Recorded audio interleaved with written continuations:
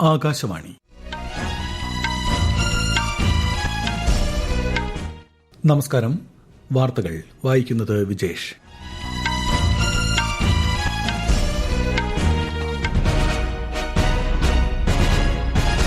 പ്രധാന വാർത്തകൾ. രാജ്യത്തെ പൌരന്മാരുടെ ചികിത്സാ ചെലവുകൾ കുറയ്ക്കുന്നതിന് കേന്ദ്ര സർക്കാർ പ്രതിജ്ഞാബദ്ധമാണെന്ന് രാഷ്ട്രപതി ദ്രൌപദി മുർമു. പ്രധാനമന്ത്രി കൃഷി സമ്പദാ യോജനയുടെ വിഹിതം 6520 കോടി രൂപയായി വർദ്ധിപ്പിക്കാൻ കേന്ദ്ര മന്ത്രിസഭായോഗ തീരുമാനം. ബാങ്കിംഗ് നിയമ ഭേദഗതി നിയമം 2025 ഇന്നു മുതൽ പ്രാബല്യത്തിൽ. കേരളത്തിൽ 52 ദിവസത്തെ ട്രോളിംഗ് നിരോധനം അവസാനിച്ചു. പ്രതീക്ഷയോടെ മത്സ്യത്തൊഴിലാളികൾ. ഇംഗ്ലണ്ടിനെതിരായ അവസാന ടെസ്റ്റിന്റെ ആദ്യ ദിനം ഇന്ത്യയ്ക്ക് 6 വിക്കറ്റ് നഷ്ടം. വാർത്തകൾ വിശദമായി. രാജ്യത്തെ പൌരന്മാരുടെ ചികിത്സാ ചെലവുകൾ കുറയ്ക്കുന്നതിന് കേന്ദ്ര സർക്കാർ പ്രതിജ്ഞാബദ്ധമെന്ന് രാഷ്ട്രപതി ദ്രൌപദി മുർമു. ആരോഗ്യ സംരക്ഷണ മേഖലയിലെ ഇന്ത്യയുടെ ലക്ഷ്യങ്ങൾ കൈവരിക്കുന്നതിന് എയിംസ് പോലുള്ള സ്ഥാപനങ്ങളുടെ പങ്ക് പ്രധാനമാണെന്നും രാഷ്ട്രപതി പറഞ്ഞു. ജാർഖണ്ഡിലെ ദേവ്ഘർ എയിംസിന്റെ ആദ്യ ബിരുദദാന ചടങ്ങിൽ സംസാരിക്കുകയായിരുന്നു രാഷ്ട്രപതി. राष्ट्रीय प्रयास में एम्स देवघर जैसे संस्थानों और आप जैसे डॉक्टरों का इंस्टीट्यूशनल रोल भी है और इंडिविजुअल. एम्स देवघर के प्रशासकों, प्राध्यापकों और विद्यार्थियों की पूरी टीम से आग्रह करना चाहूंगी कि आप सब मिलकर स्वास्थ्य तथा चिकित्सा से जुड़े सस्टेनेबल डेवलपमेंट गोल की सूची बनाएं और आप देखें कि उन गोल्स को प्राप्त करने में भारत की क्या स्थिति. ധൻബാദ് IITയുടെ 45ാമത് ബിരുദദാന ചടങ്ങിലും രാഷ്ട്രപതി ഇന്ന് മുഖ്യാതിഥിയാകും.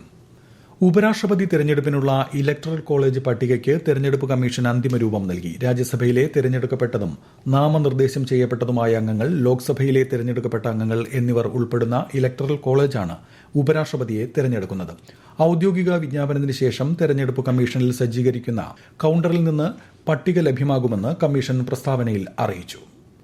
പ്രധാനമന്ത്രി കിസാൻ സമ്പദാ യോജനയ്ക്ക് 1920 കോടി രൂപയുടെ അധിക വിഹിതം ഉൾപ്പെടെ 6520 കോടി രൂപയുടെ വിഹിതത്തിന് കേന്ദ്ര മന്ത്രിസഭായോഗം അംഗീകാരം നൽകി. NABL അംഗീകാരമുള്ള 100 ഭക്ഷ്യപരിശോധനാ ലാബുകൾ സ്ഥാപിക്കുന്നതിനും അനുമതി നൽകിയിട്ടുണ്ട്. ദേശീയ സഹകരണ വികസന കോർപ്പറേഷൻ ശക്തിപ്പെടുത്താനും കേന്ദ്ര മന്ത്രിസഭായോഗത്തിൽ തീരുമാനം. 2025-26 മുതൽ 2028-29 വരെയുള്ള 4 വർഷത്തേക്ക് 2000 കോടി രൂപ വകയിരുത്തുന്ന ദേശീയ സഹകരണ വികസന കോർപ്പറേഷനുള്ള ഗ്രാന്റ് ഇൻ എയ്ഡ് പദ്ധതിക്ക് മന്ത്രിസഭായോഗം അംഗീകാരം നൽകിയതായി കേന്ദ്രമന്ത്രി അശ്വിനി വൈഷ്ണവ് പറഞ്ഞു. NCDC कोऑपरेटिव सोसाइटीज को लोन देती है. आज उसका कैपिटल 2000 करोड़ रुपए से बढ़ाया गया ग्रांट इन एड के माध्यम से. ये जो लोन्स जाते हैं करीब 8.25 लाख कोऑपरेटिव्स को जाते हैं. 29 करोड़ मेंबर्स हैं जिनके, और 94% फार्मर्स हैं उसके साथ जुड़े हुए. इस तरह का जो फाइनेंशियल सपोर्ट सिस्टम बना है, इसको और आगे बढ़ाने के लिए 2000 करोड़ रुपए आज के कैबिनेट के अप्रूवल का क्रक्स है. മഹാരാഷ്ട്ര, മധ്യപ്രദേശ്, പശ്ചിമബംഗാൾ, ബീഹാർ, ഒഡീഷ, ജാർഖണ്ഡ് എന്നീ സംസ്ഥാനങ്ങളിലെ 13 ജില്ലകളെ ഉൾക്കൊള്ളുന്ന 4 മൾട്ടി ട്രാക്കിംഗ് റെയിൽവേ പദ്ധതികൾക്കും മന്ത്രിസഭ അംഗീകാരം നൽകി. ബാങ്കിംഗ് മേഖലയിലെ ഭരണ നിലവാരം മെച്ചപ്പെടുത്താനും നിക്ഷേപകർക്ക് മെച്ചപ്പെട്ട സേവനം ഉറപ്പാക്കാനും ലക്ഷ്യമിട്ടുള്ള ബാങ്കിംഗ് നിയമ ഭേദഗതി നിയമം 2025 ഇന്ന് പ്രാബല്യത്തിൽ വരും. ഈ വർഷം ഏപ്രിൽ 15 വിജ്ഞാപനം ചെയ്ത നിയമം പൊതുമേഖലാ ബാങ്കുകളിലെ ഓഡിറ്റ് ഗുണനിലവാരം മെച്ചപ്പെടുത്തുകയും സഹകരണ ബാങ്കുകളിലെ ഡയറക്ടർമാരുടെ കാലാവധി വർദ്ധിപ്പിക്കുകയും ചെയ്യുമെന്ന് ധനമന്ത്രാലയം അറിയിച്ചു. PM കിസാൻ സമ്മാൻ നിധിയുടെ 20ാമത് ഗഡു വിതരണത്തിന് പ്രധാനമന്ത്രി നരേന്ദ്രമോദി നാളെ വാരാണസിയിൽ തുടക്കം കുറിക്കും. കർഷകർക്ക് പ്രതിവർഷം 6000 രൂപ 3 തുല്യ ഗഡുക്കളായാണ് നൽകി വരുന്നത്. ഇന്ത്യൻ ഉൽപ്പന്നങ്ങൾക്ക് US പ്രഖ്യാപിച്ച 25% തീരുവയുടെ പ്രത്യാഘാതങ്ങൾ സർക്കാർ പരിശോധിച്ചു വരികയാണെന്ന് കേന്ദ്ര വാണിജ്യ വ്യവസായ മന്ത്രി Piyush Goyal.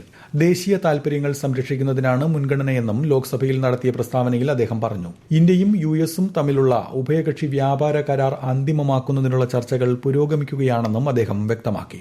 US president Donald Trump പ്രഖ്യാപിച്ച 25% നികുതിയെ തുടർന്ന് ഇന്ത്യയിൽ $6000 കോടി വിപണി നഷ്ടമുണ്ടായതായും സാമ്പത്തിക അടിയന്തരാവസ്ഥ പ്രഖ്യാപിച്ചതായുമുള്ള പാകിസ്ഥാൻ പ്രചാരണം വ്യാജമെന്ന് PIB ഫാക്ട് ചെക്ക് വിഭാഗം.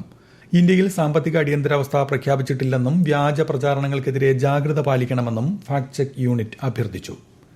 ഇലക്ട്രോണിക് വോട്ടിംഗ് യന്ത്രങ്ങൾ കുറ്റമറ്റതെന്ന് ആവർത്തിച്ച് തെരഞ്ഞെടുപ്പ് കമ്മീഷൻ. കഴിഞ്ഞ വർഷം നടന്ന മഹാരാഷ്ട്ര നിയമസഭാ തെരഞ്ഞെടുപ്പിൽ VVPAT സ്ലിപ്പുകളുടെ എണ്ണത്തിൽ പൊരുത്തക്കേട് കണ്ടെത്തിയിട്ടില്ലെന്നും കമ്മീഷൻ പറഞ്ഞു. സ്ഥാനാർത്ഥികളിൽ നിന്ന് ലഭിച്ച അപേക്ഷകളുടെ അടിസ്ഥാനത്തിൽ 10 നിയമസഭാ മണ്ഡലങ്ങളിലും EVMകളുടെ പരിശോധന നടത്തിയതായും കമ്മീഷൻ അറിയിച്ചു.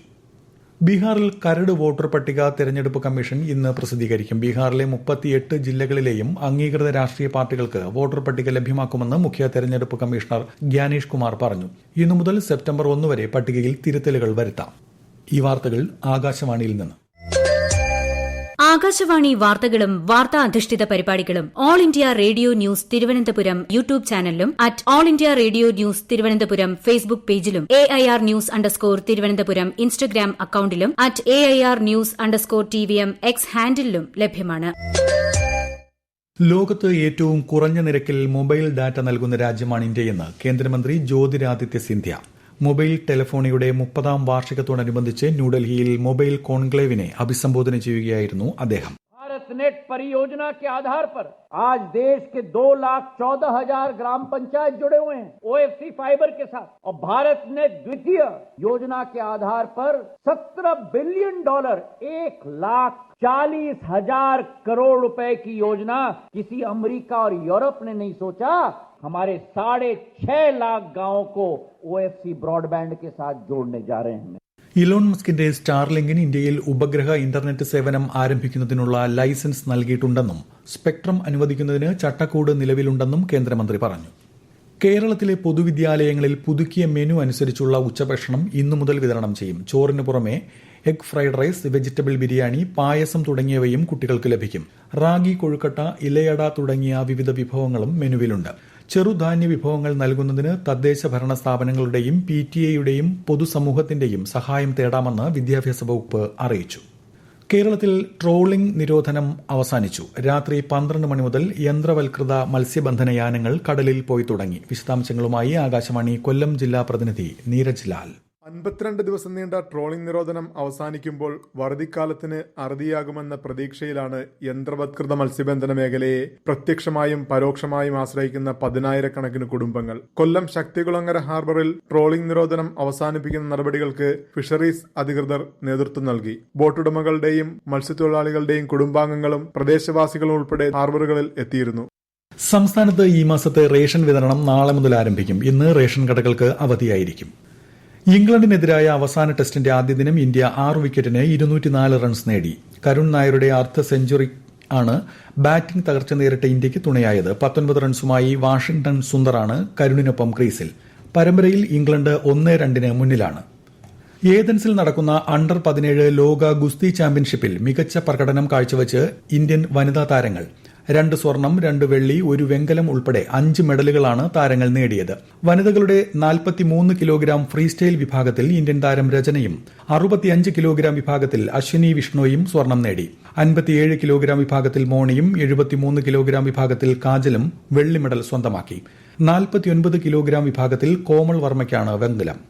വിക്രം സാരാഭായ് സ്പേസ് സെന്ററിന്റെ മേധാവിയായി A. രാജരാജൻ നിയമിതനായി. ശ്രീഹരിക്കോട്ട സതീഷ് ധവാൻ സ്പേസ് ഡയറക്ടറായി സേവനമനുഷ്ഠിക്കുകയായിരുന്നു അദ്ദേഹം. തിരുവനന്തപുരം സ്വദേശിയാണ്. നാളെയും 9, 16 തീയതികളിലും രാഷ്ട്രപതി ഭവന് മുന്നിൽ ചേഞ്ച് ഓഫ് ഗാർഡ് ഉണ്ടായിരിക്കില്ലെന്ന് രാഷ്ട്രപതിയുടെ കാര്യാലയം അറിയിച്ചു. സ്വാതന്ത്ര്യദിന ആഘോഷങ്ങളുടെ ഭാഗമായി നടക്കുന്ന ചടങ്ങുകളുടെ റിഹേഴ്സലിൽ സെറിമോണിയൽ ബറ്റാലിയൻ ഏർപ്പെട്ടിരിക്കുന്നതിനാലാണ് ഇത്. പ്രധാനമന്ത്രി Narendra Modi UAE president Sheikh Mohammed bin Zayed Al നഹ്യാനുമായി ടെലിഫോൺ സംഭാഷണം നടത്തി. ഇന്ത്യയും UAEയും തമ്മിലുള്ള തന്ത്രപരമായ പങ്കാളിത്തം കൂടുതൽ ശക്തിപ്പെടുത്തുന്നതിനുള്ള പ്രതിജ്ഞാബദ്ധത ഇരു നേതാക്കളും ആവർത്തിച്ചതായി പ്രധാനമന്ത്രിയുടെ ഓഫീസ് പ്രസ്താവനയിൽ പറഞ്ഞു. പ്രധാന വാർത്തകൾ വീണ്ടും. രാജ്യത്തെ പൌരന്മാരുടെ ചികിത്സാ ചെലവുകൾ കുറയ്ക്കുന്നതിന് കേന്ദ്ര സർക്കാർ പ്രതിജ്ഞാബദ്ധമാണെന്ന് രാഷ്ട്രപതി ദ്രൌപദി മുർമു. പ്രധാനമന്ത്രി കൃഷി സമ്പദ യോജനയുടെ വിഹിതം 6,520 കോടി രൂപയായി വർദ്ധിപ്പിക്കാൻ കേന്ദ്ര മന്ത്രിസഭായോഗ തീരുമാനം. ബാങ്കിംഗ് നിയമ ഭേദഗതി നിയമം 2025 ഇന്നു മുതൽ പ്രാബല്യത്തിൽ. കേരളത്തിൽ 52 ദിവസത്തെ ട്രോളിംഗ് നിരോധനം അവസാനിച്ചു. പ്രതീക്ഷയോടെ മത്സ്യത്തൊഴിലാളികൾ. ഇംഗ്ലണ്ടിനെതിരായ അവസാന ടെസ്റ്റിന്റെ ആദ്യ ദിനം ഇന്ത്യയ്ക്ക് 6 വിക്കറ്റ് നഷ്ടം. വാർത്തകൾ കഴിഞ്ഞു. അടുത്ത വാർത്താ പ്രക്ഷേപണം ഉച്ചയ്ക്ക് 12:30.